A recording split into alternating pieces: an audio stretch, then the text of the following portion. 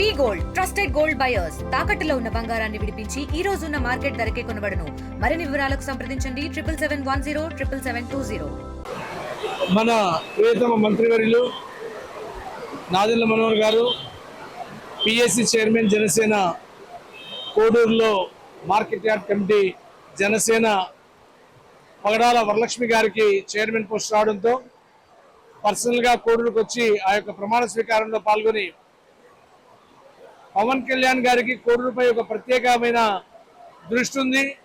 అలాగే పవన్ కళ్యాణ్ గారు తన పంచాయతీల దాదాపు 1323 పంచాయతీల్లో ఒకే రోజు మీటింగ్ పెట్టిన రోజు కూడా మైసూరు వారిపల్లికి వచ్చి అక్కడ మీటింగ్లో పాల్గొనడం కూడా జనసేన కోడూరు వైపు పవన్ కళ్యాణ్ గారి దృష్టి, అలాగే పిఎస్ చైర్మన్ గారు నాదెండ్ల మనోహర్ గారి దృష్టి ఉందని వచ్చి ఈరోజు చెప్పిన మాట ముఖ్యంగా వైఎస్ఆర్సీపీ ప్రభుత్వంలో ఆ రోజు ఆ డ్యామ్ తెగిపోయి అక్కడున్న కులపత్తూరు అయితే ఏమి, ఎగువ మందపల్లి దిగువ మందపల్లి ఇవన్నీ కూడా కొట్టుకొని పోయినా కూడా జగన్ ఏమి చేయలేదు, మేము చేయబోతున్నాం, దానికి ఒక ప్రణాళిక తీసుకొని రాబోతున్నామని ఈరోజు మంత్రివర్యులు చెప్పడం జరిగింది. అలాగే కోడూరులో ఉన్న రైతుల అభ్యర్థన మేరకు అక్కడ చాలా హార్టికల్చర్ అంటే ఫ్రూట్ పంటలు చాలా ఉన్నాయి.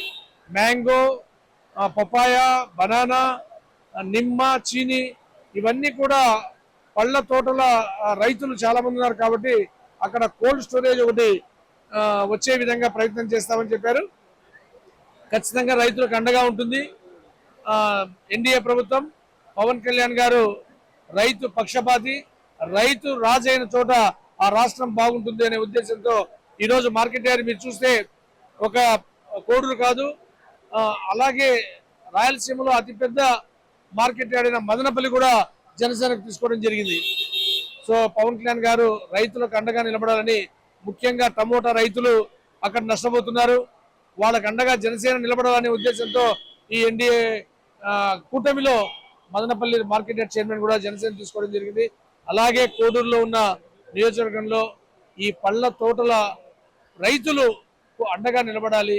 వాళ్లకు అప్పుడప్పుడు ఈ వర్షాల వల్ల వాటి వల్ల అరటి తోటల్లో అన్ని ఒక్కసారి పోవడము, పప్పాయి కూలిపోవడము, ఆ చెట్లన్నీ కూడా ఈ రైతులకు అండగా ఉద్దేశంతో మార్కెట్ యార్డ్ని తీసుకోవడమే కాకుండా అక్కడ ఈరోజు మన మంత్రివర్యులు కూడా ఒక కోల్డ్ స్టోరేజ్ వచ్చే విధంగా ప్రయత్నం చేస్తామని చెప్పారు.